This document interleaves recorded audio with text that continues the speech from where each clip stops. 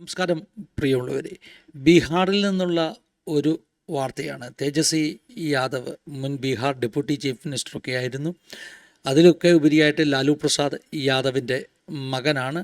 അദ്ദേഹം ഈ കഴിഞ്ഞ ദിവസം NDTVക്ക് കൊടുത്ത ഒരു ഇൻ്റർവ്യൂവിൽ പറഞ്ഞ ചില കാര്യങ്ങളാണ് ഇന്ന് നമ്മൾ ഈ ന്യൂസ് ബുള്ളറ്റിനിലൂടെ കേൾക്കാൻ പോകുന്നത്. അദ്ദേഹം മതസൗഹാർദ്ദത്തെക്കുറിച്ച് പറഞ്ഞപ്പോൾ, അതായത് ഇപ്പോൾ ഈ വഖഫ് നിയമങ്ങളുടെ ഭേദഗതിയെക്കുറിച്ചൊക്കെ ഒത്തിരി ചർച്ച ചെയ്യുന്ന സമയങ്ങളാണല്ലോ. അപ്പം ന്യൂസ് റിപ്പോർട്ടേഴ്സ് അദ്ദേഹത്തോട് ഒരു ചോദ്യം ചോദിച്ചപ്പോൾ താൻ പറഞ്ഞു തനിക്ക് ഇങ്ങനെ റിലീജിയസ് കാസ്റ്റ് ഡിവിഷനൊന്നും ഇഷ്ടമുള്ള ആളല്ല.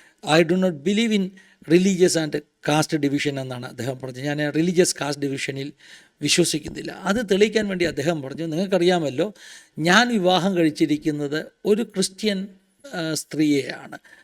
അത് വളരെ ചർച്ച ചെയ്യപ്പെടുകയാണ്. തേജസ്വി യാദവിൻ്റെ ഭാര്യ ലാലു പ്രസാദ് യാദവിൻ്റെ മരുമകൾ ഒരു ക്രിസ്ത്യൻ സ്ത്രീയാണെന്ന് പറഞ്ഞത് വളരെ ചർച്ച ചെയ്യപ്പെടുകയാണ്. എന്നാൽ ഇപ്പോൾ ഈ തേജസ്വി യാദവിൻ്റെ വൈഫിൻ്റെ പേര് രാജശ്രീ യാദവ് എന്നൊക്കെയാണ്. പക്ഷേ യഥാർത്ഥത്തിൽ തേജസ്വിയുടെ ഭാര്യയുടെ പേര് റേച്ചൽ ഗോഡിനോ എന്നാണ് അവരുടെ പേര്. റേച്ചൽ എന്ന് പറയുന്നൊരു ക്രിസ്ത്യൻ യുവതിയായിരുന്നു. അവരെ വളരെ ചെറിയ പ്രായം മുതൽ അവർ സുഹൃത്തുക്കളായിരുന്നു. ഹരിയാനയിൽ ജനിച്ച ഡൽഹിയിൽ വളർന്ന ഒരു ഹരിയാനക്കാരിയാണ് ഈ റേച്ചലും തേജസ്വി യാദവും ചെറിയ പ്രായം മുതൽ തന്നെ അവർ നല്ല സുഹൃത്തുക്കളായിരുന്നു. അവരുടെ വിവാഹത്തിൽ അത് കലാശിക്കുവാനിടയായി തീർന്നു. അപ്പോൾ താനൊരു ക്രിസ്ത്യൻ യുവതിയെയാണ് വിവാഹം കഴിച്ചിരിക്കുന്നത് എന്ന് താൻ ഒരു പബ്ലിക് മീഡിയയിൽ NDTV പോലെയുള്ള ഒരു ചാനലിൽ താൻ പരസ്യമായിട്ട് പറഞ്ഞപ്പോൾ അത് ചില നെറ്റുകളെ ചുളുക്കുവാനിടയായി തീർന്നു. കാരണം ഇന്ന് കാലത്ത് മതത്തിൻ്റെ പേരിൽ ഡിസ്ക്രിമിനേഷൻസൊക്കെയുള്ള, മതം മനുഷ്യനെ തമ്മിൽ അകറ്റുന്ന, ഡിവൈഡ് ചെയ്യുന്ന ഒരു പ്രതിഭാസമായിട്ട് നിൽക്കുന്നത് കൊണ്ട് പ്രസ്താവന പലർക്കും ഉൾക്കൊള്ളുവാൻ കഴിഞ്ഞിട്ടില്ല. മാത്രമല്ല, ഈ NDTV തന്നെ ആ ഒരു ഇൻ്റർവ്യൂവിൻ്റെ ഏറ്റവും വലിയ ടൈറ്റിലായിട്ട് ഉപയോഗിച്ചത് I married into a Christian family, ഞാനൊരു ക്രിസ്ത്യൻ ഫാമിലിയിലാണ് വിവാഹം കഴിച്ചിരിക്കുന്നത് എന്ന തേജസ്വിയുടെ പ്രസ്താവനയാണ് ഏറ്റവും വലിയ ടൈറ്റിലായിട്ട് കൊടുത്തത്.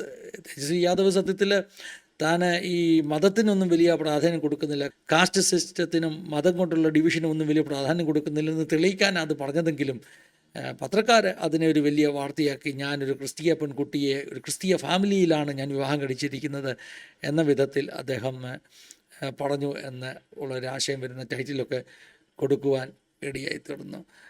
ന്യൂസ് ബുള്ളറ്റിനിലൂടെ ഇത് പറയുമ്പോൾ തേജസ്വിയുടെ വൈഫ് ക്രിസ്ത്യനായിരുന്നു. അപ്പോൾ ആ വ്യക്തി എത്ര ആഴത്തിലുള്ള വിശ്വാസമുള്ള ക്രിസ്ത്യനാണ് എന്നുള്ളതൊക്കെ അവിടെ നിൽക്കട്ടെ. ഇന്ന് ഈ കാലഘട്ടത്തിൽ ഉത്തരേന്ത്യയിലും ദക്ഷിണേന്ത്യയിലുമൊക്കെ പൊളിറ്റിക്സിൽ നിൽക്കുന്ന പലരും ഇങ്ങനെയുള്ള ക്രിസ്തീയ ബന്ധങ്ങളുള്ളവരാണ്. കേരളത്തിൽ തന്നെ ക്രിസ്തീയ ബന്ധങ്ങളുള്ള നേതാക്കന്മാരുണ്ട്. അവരുടെ ഭാര്യമാരോ മറ്റോ ക്രിസ്തീയ വിശ്വാസം സ്വീകരിച്ചവരായിട്ടുള്ള നേതാക്കന്മാരുണ്ട്.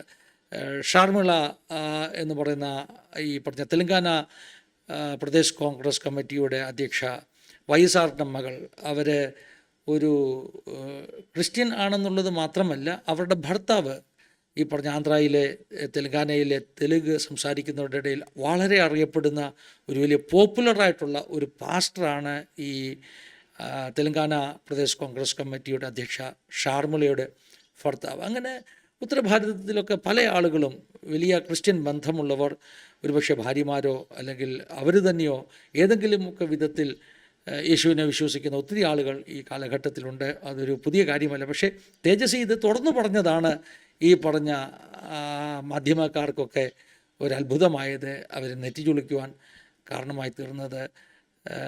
ഒത്തിരി ആളുകൾ യേശുവിനെ പിൻപറ്റുന്നവർ ഇന്ത്യയിൽ രഹസ്യമായിട്ടും പരസ്യമായിട്ടും ഉണ്ടെന്നുള്ളതാണ് ഒരു സത്യം. ഒരു വാർത്ത അല്പം കൗതുകമുള്ള ഒരു വാർത്തയായതുകൊണ്ട് ആസാദിയുടെ പ്രേക്ഷകരുമായിട്ട് പങ്കുവെക്കുന്നു. ദൈവം എല്ലാവരും സഹായിക്കട്ടെ. God bless you.